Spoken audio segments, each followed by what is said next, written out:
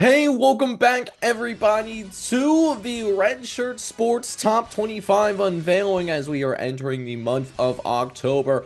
Full month of college football regular season action being played, which makes us ask the critical questions. How does the Redshirt's Top 25 go into play? And how does this shape the current expectations, the current projections for the college football playoff at the very end of the regular season, as well as with conference championship implications as well? So, very excited to bring you guys the Redshirt Sports Top 25, a poll in which I vote on. And if you want to help this poll get a little bit more recognition, given some of the shortcomings of the AP poll process, I know that it's been a very much a lot of complaints about the AP poll, which is why we did start the Redshirt Sports Top 25 this year.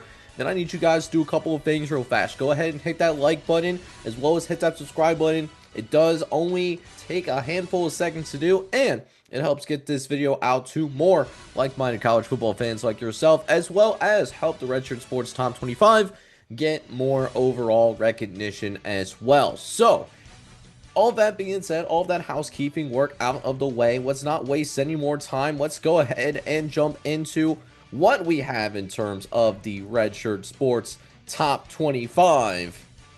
And so that'll be coming up on your board now. So not a ton changing at the top, right? So your top four very much going to be the same with one exception.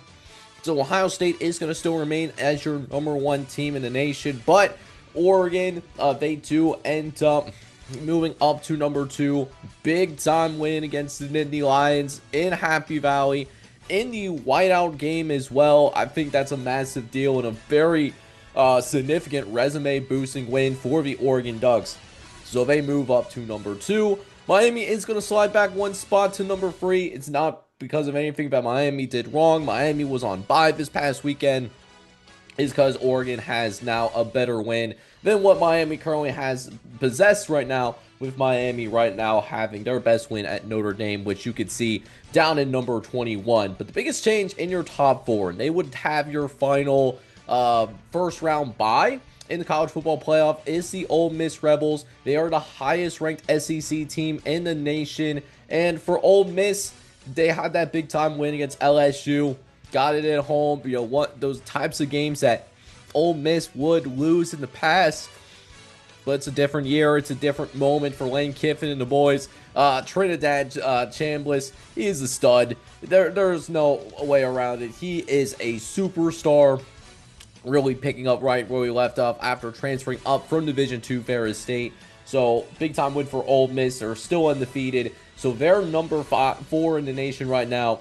And they would get your first round buys. So that's your first round buys. Ohio State, Oregon, Miami, and Ole Miss. That would be your top four.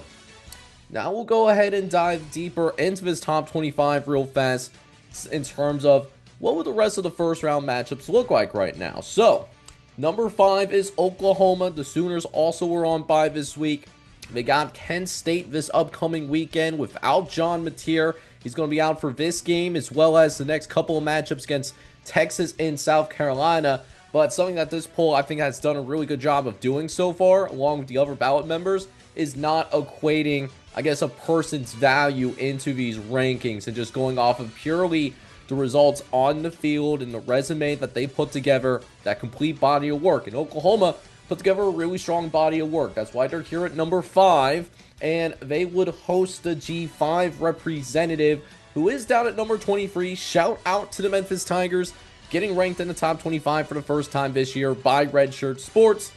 They would host the Memphis Tigers. Now, Memphis definitely's got some teeth to them. They did find a way to beat Arkansas in what was a nice win for the Memphis Tigers. I know Arkansas having a hard time this season. They just fired Sam Pittman, but Memphis showed that they can play with SEC competition, and Memphis also dominating Florida Atlantic as well. So I know maybe their resume may not stack up compared to some of the other resumes around the country, but Memphis, when given the opportunity, they've dominated teams, particularly last week. And so Memphis would be your G5 representative. They would be the 12 seed, and Memphis would have traveled to play Oklahoma in Norman. So that's something to monitor.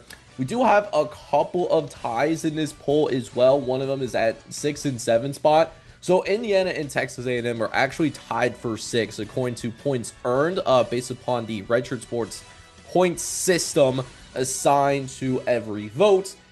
I defaulted to my personal ballot because I am a voter for Redshirt Sports. And so because of that, I had Indiana ranked higher than Texas A&M. Indiana does come in at number 6, and Texas A&M comes in at number 7. For number 6, we would end up seeing the Indiana Hoosiers. They would take on the Alabama Crimson Tide. Now, you have to recognize that, well, actually, no, they would have the Georgia Bulldogs in number 11, excuse me. So, Georgia would be the last at large. They just had that first loss of the year. They're in behind Alabama. Obviously, they played against Alabama. Georgia went up against each other. Alabama did get to move up 10 spots. We'll touch up on them shortly. But, you know, Indiana, they had that scare last weekend. Iowa, you know, made it a rock fight. They made it ugly. But Indiana does find a way to win, and so they're still undefeated. They're still a really good team that is going to have a lot to say about this Big Ten championship hunt. I think it's going to be more than just Ohio State and Oregon going on a crash course, but I think Kurt Zanetti and the boys are going to have something to say about it. So they're here at number 6. Number 7, Texas A&M, the Aggies. We're in a close one against Auburn. They find a way to gut it out. Really good team in the SEC as well. Texas A&M being that squad where they've shown that they can win in multiple ways, and I think that's a really dangerous thing to have. They've shown that they can find a way to win shootouts, and we saw that with the Notre Dame game earlier this year, but then we also see them find ways to win in defensive battles as well, and the Auburn game was certainly that, 16-10 being your final score, and the only touchdown that Auburn has was actually a defensive touchdown, so that defense really had Jackson Arnold and that entire offense in a box last Saturday. So Texas A&M comes in number 7. I didn't have them ranked as high as Indiana in my personal ballot, but for all intents and purposes, Indiana and Texas A&M were tied. They're your 7 seed. They would be hosting Alabama, the Crimson Tide, having that bid win. Let's talk about Alabama real fast. I think the overall arching conversation is big. We saw them dominate week 1 against Florida State, but we have seen this team emerge and really focus in ever since that Florida State loss, where they lost by multiple touchdowns. They were out physical, out effort, right? But Alabama able to respond, getting a big time win in Sanford Stadium, breaking the longest home winning streak in the country. That Georgia came in with a 32-game winning streak, and it was broken in a matter of hours. And so Alabama, they get to move up ahead of Georgia.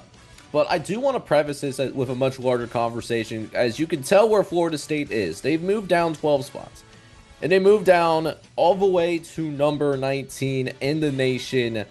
After this is because they did have that double overtime loss to Virginia. And listen, I'm not going to deny that Florida State, top loss, you know, maybe not a quad 1 type of quality loss if you want to look at it from that lens. But Virginia's still a solid team. They're a 1-loss team in the ACC, and they're really close to being an undefeated team. Have they not turned the ball over in the red zone late against NC State? So Virginia, in its own right, they really could have been undefeated right now. Had maybe a ball bounced their way a little differently several weeks ago. I think it was a non-conference game as well because they just wanted to play each other more often, which I'm there for. I disagree with Florida State being this low, though. I'm going to be honest with you guys here. Because Florida State, I think the head-to-head results should still matter at the end of the day. And we saw what happened in week 1, right, with Florida State beating Alabama, and Florida State still only has 1 loss. So I don't support the idea, at least as of right now, with Florida State being behind both Alabama and being behind Georgia as well. That is a major disagreement that I do have. I personally have Florida State ahead of both the Crimson Tide and the Georgia Bulldogs in this one. But with that being said, still a lot of season left. I think Florida State can work itself back in. Lots of season left, and the Alabama win does give them a little bit more comfort. They certainly still have a lot to play for on both the on the national stage and within the confines of the ACC as well. But I did want to get that out there. Very much disagree with Florida State being behind Alabama. Definitely get Alabama being in front of Georgia because of that head-to-head result. I think that should also apply here. I think Florida State personally should be ahead of both the Crimson Tide and the Georgia Bulldogs, at least at this time. But, more to come on that, I suppose. In the meantime, we do have our last first-round matchup, hypothetically. So Penn State no longer part of that top 4, but not only that as well, they have lost a chance at a home playoff game if the season did end today. Penn State would have to travel down to Lubbock, Texas to take on Texas Tech, number 8 team in the nation. Texas Tech was off this past weekend, but we saw what they did a couple of weeks ago, dominated against Utah. A Utah team that I humbly believe should be ranked in this top 25, but we don't see it here. Texas Tech, I think, is a top 5 team. Some of my fellow ballot members will disagree, but I think Texas Tech, with its ability to be dominant, and regardless of what level of competition they're going up against, if we saw, a team with a bigger brand, maybe bigger branding than Texas Tech, be the top 20, 25 team by, 20, 25, we would see that team in the top 5. So I think there's a little bit of big brand bias here, but I just want to give Texas Tech their flowers. That is a really good team, and they're definitely the standalone favorite right now to win the Big 12. So definitely want to get all of that out of the way. That is your playoff field, according to Redshirt Sports, if the season ended today. Now, as for the rest of the top 25, definitely not going to, look through all of them, obviously, right? So LSU, they fell 14, definitely showed that, those terminal flaws are very much real. Their offense cannot scale up regardless of the level of competition. And I think those warning bells should be going off, particularly after the Louisiana Tech game where they weren't able to really enforce its will offensively. And now that their defense, they didn't have a stellar performance against Ole Miss, it's just going to really show that when they play against top competition, LSU is going to have an A game on the defensive side of the ball in order to have a chance to win. And that's concerning, especially you see the number of teams in the SEC that are ranked. And, teams that we haven't even talked about yet. Obviously, we talked about Ole Miss, Texas A&M, Alabama, and Georgia, plus Oklahoma. So right now we have 5 teams in the SEC that would be making your playoff if the season ended today. But how about the teams that aren't in the playoff picture right now but are ranked? How about Vanderbilt, Texas, Missouri, Tennessee? We also had Mississippi State. They're not ranked, but they're receiving votes right now. So it's going to be insanely tough in the SEC, and it's going to be insanely tough. I think LSU might be a team that we could very much see fall out of this top 25 by the time this season is over. That is something that I predicted in the preseason.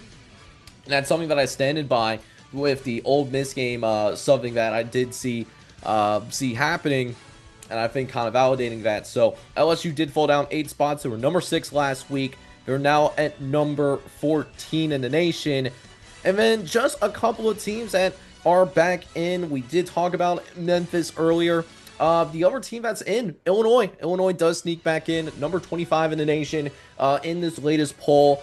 I understand where they're coming from. They did just beat a ranked USC team, and USC was ranked number 21 last week. The thing for me, though, is, looking at one-loss teams, I think there's other one-loss teams that might have been more worthy of being ranked than what we saw from Illinois, right? Especially in terms of, comparing against top 10 teams. So, Illinois, we saw them play against Indiana a couple of weeks ago, and they were blown out. And it was a generational skull-drugging that we saw on national TV.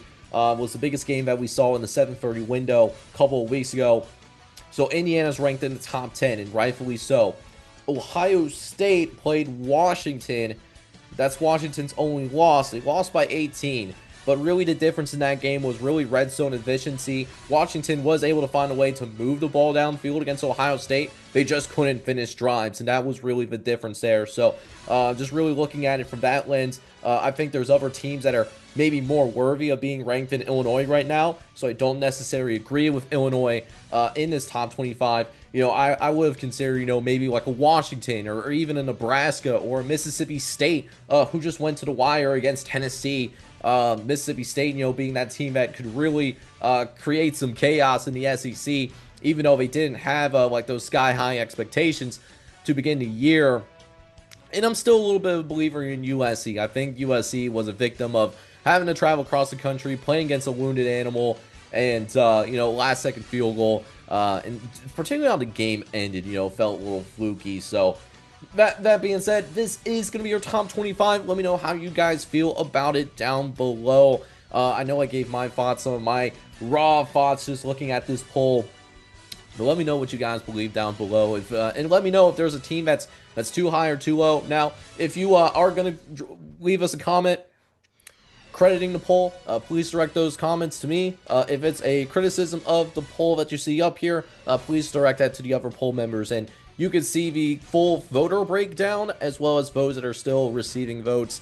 I'll have that linked in the description if you want to personally check that out. So all that being said, getting the top 25 out of the way, what we have in stores, we do have 2 games happening where we will have 2 top 25 matchups that will really shape this poll when we visit this again sometime next week. One game is happening in the 3:30 window and one's happening in the 7:30 window. First game that is going to go down, it does involve the SEC. Let's not even waste too much more time. I can't wait to dive into these games, man. I'm so stoked for these 2 games this weekend. And remember, guys, if you haven't done so already, before I dive into these previews, if you haven't done so already, definitely make sure you hit that like video. Definitely make sure you hit that subscribe button as well. If you do have any brand new, there's a lot of you guys that do watch my videos that are not subscribed to the channel. We can't be having all that, man. So definitely make sure subscribe to the channel.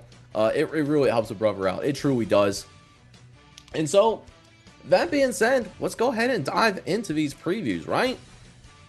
So how about this, man? Number 15, Vanderbilt, having a historical start of the year. 5-0. 5-0 to start the year. They're going to be traveling to Tuscaloosa to take on number 10, Alabama. College game day is going to be here, although I would argue that, I think they would have been better served going to Miami and Florida State, but, we're just going to put those criticisms to the side. This is still going to be a really good game to watch, and this is a game that, maybe we didn't think about it at the time when the schedule was first released. And I also want to point this out as well. I was personally someone that was not very high on Vanderbilt coming into this year. I thought that they had a lot of bounces go their way, and even with those bounces going their way last year, they barely snuck in for bowl eligibility. I thought it was a nice story last year, but I thought even with Diego Pavia and Eric Stovers coming back, I still thought this was the type of year where maybe we see a return to the mean a little bit. Excuse me.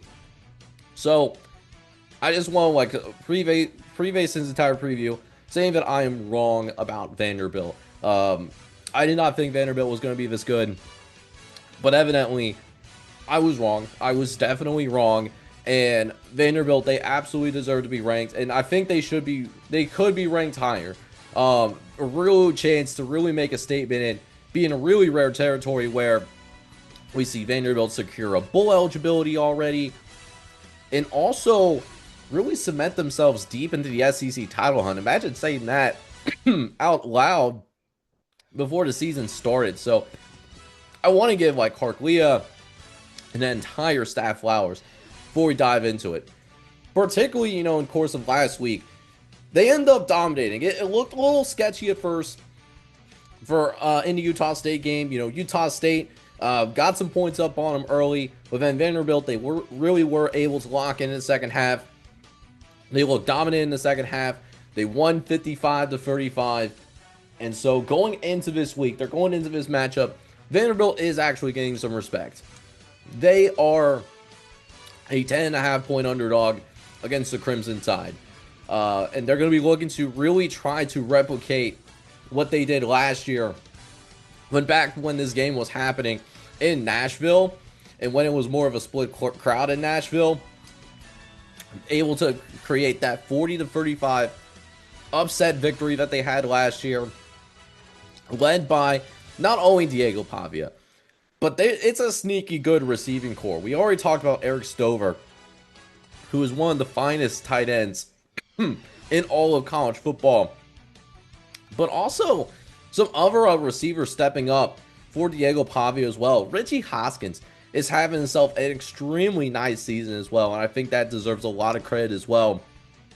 And so Vanderbilt quickly showing that this team is more than just Diego Pavia. The talent around him has improved from last year, and I think that's something that is definitely evident when you watch this Commodores team play on any given Saturday basis.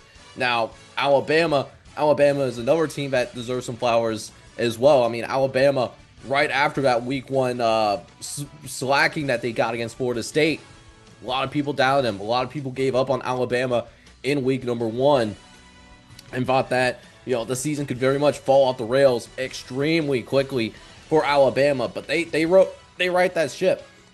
Not only beating UM Monroe 73-0, you know, not only like handling business against lesser competition, but then walking into Sanford Stadium, getting that big time win, and showing a lot more resiliency, a lot more effort, a lot more determination. This season could have gone horribly wrong for Alabama, but they have done what they need to do in order to right the ship. And what's been a little bit more of a roller coaster start than maybe what Crimson Tide fans would be comfortable with, right? They have like definitely sharpened themselves up defensively, mostly from that standpoint of trying to basically show more effort against the run. They seem crisper against the pass, and they've also did a tremendous job creating some adjustments in terms of how do they tackle things on third down defensively, as well as creating pressure. I think pass rush has certainly improved since the start of the season as well. So I want to note those things for the Alabama Crimson Tide. But now I want to take a chance to take a dive into the model. What does the model think, right? So we talked about it earlier about how on FanDuel right now, Vanderbilt is a 10.5-point underdog. Well, if you take a look at what's going on with our internal power rating metrics here on College Football Redzone, what you guys can see right now is that actually Vanderbilt should be an even shorter underdog than what FanDuel is reporting at this moment as a recording of this video. So Vanderbilt actually should just be an 8.5-point underdog, which really shows a tremendous amount of respect and how much better this Vanderbilt program has gotten just in the last couple of years. And I truly do love the story of Vanderbilt over the last couple of years. You know, that win that we saw, experienced at our home building, was absolutely amazing. But I'm looking at the amount of momentum that Alabama is carrying. And not to mention Vanderbilt struggling a little bit with Utah State coming in. And maybe you can make the excuse of, that might have been a little bit more of a trap game, might have been a little bit more of a look-ahead game, because they did have Alabama next week. We can still see a lower floor for Vanderbilt than Alabama. And I'm just not sure if lightning strikes twice, because I don't think Alabama, unlike in past years, is going to look at this Vanderbilt game and look at it as a look-ahead game. Because, yes, Alabama, I don't have their schedule in front of me, but it's the SEC. It's going to be a tough grind throughout the rest of the year, and Vanderbilt is no different from that. So I think that Alabama is going to come into this game fully focused. I think Brian Denny is going to be rocking. And plus, frankly, I do think that Alabama is still a more talented team from an overall standpoint. I think Vanderbilt does put up a tremendous fight, and I really do think that Diego Pavia does everything that he can to keep his team in the game and put them in a position to possibly win this thing. But I think Alabama is simply too talented. I think Ty Simpson has improved tremendously as well. And so I am going with the model in the sense of I do think Alabama comes out on top. But I think Vanderbilt does cover here. But I think Alabama is simply too much at home. I think they go back to Bryant Denny. They get another big-time win, a resume-boosting win, and the Crimson Tide win 31-24. I think it's going to be that final score.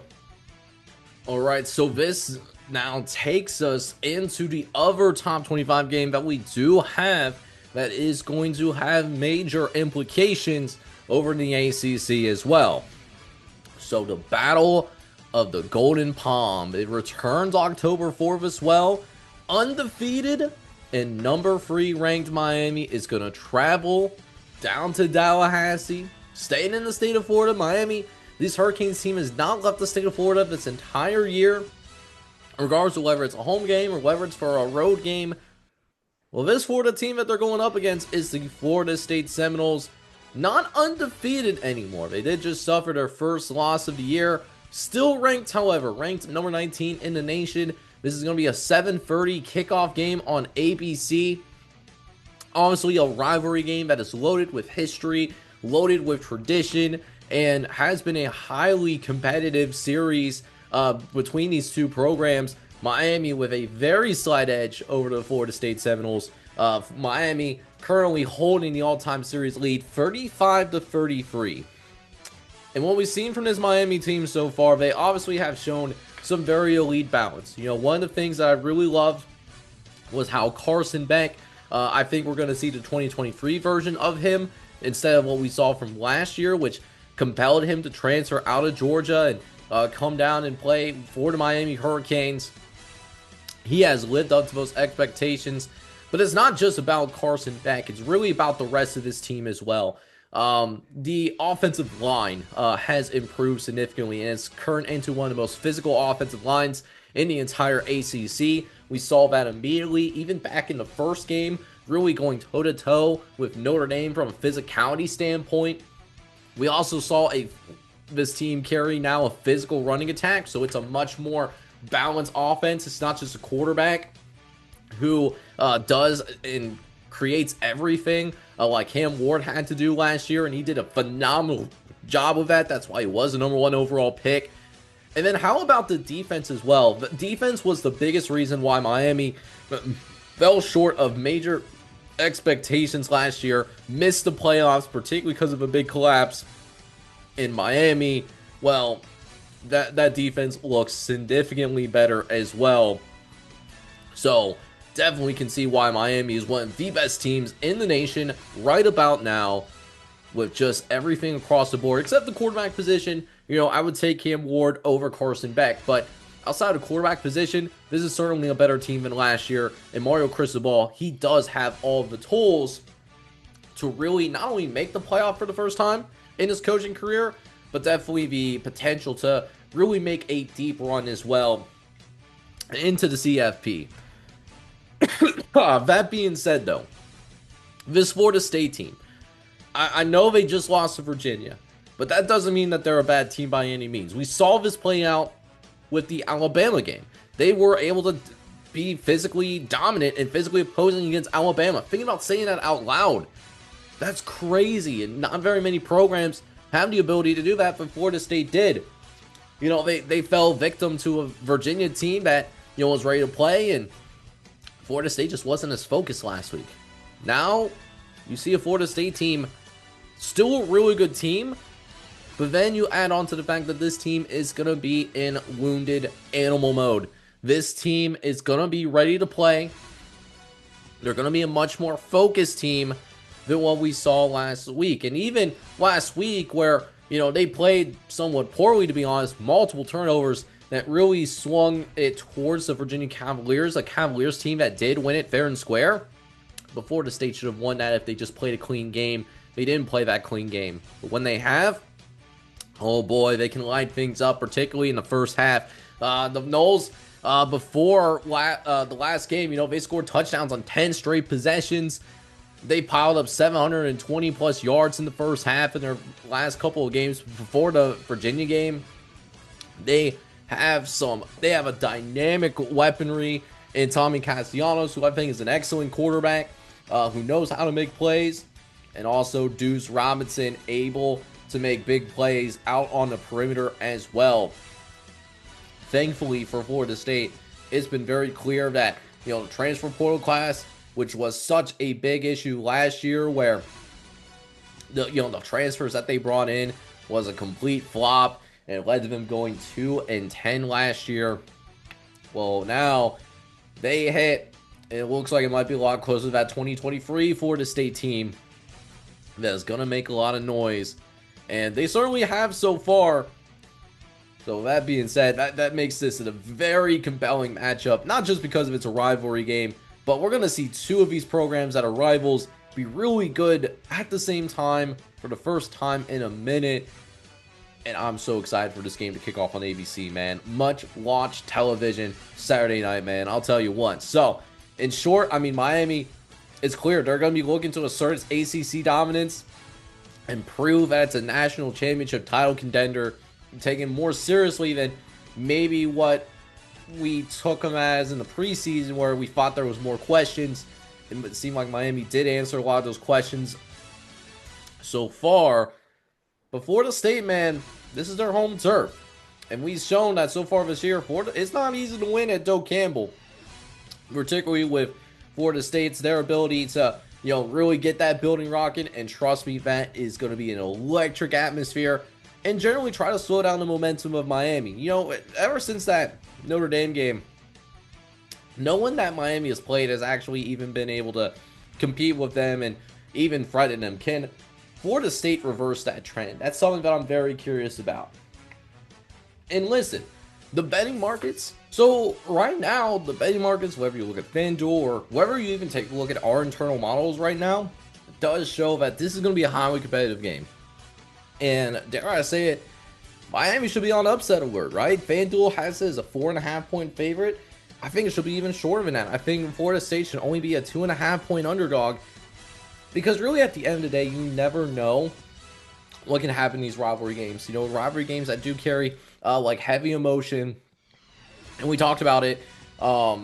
This Florida State team is going to be in wounded animal mode after being tripped up by Virginia last week.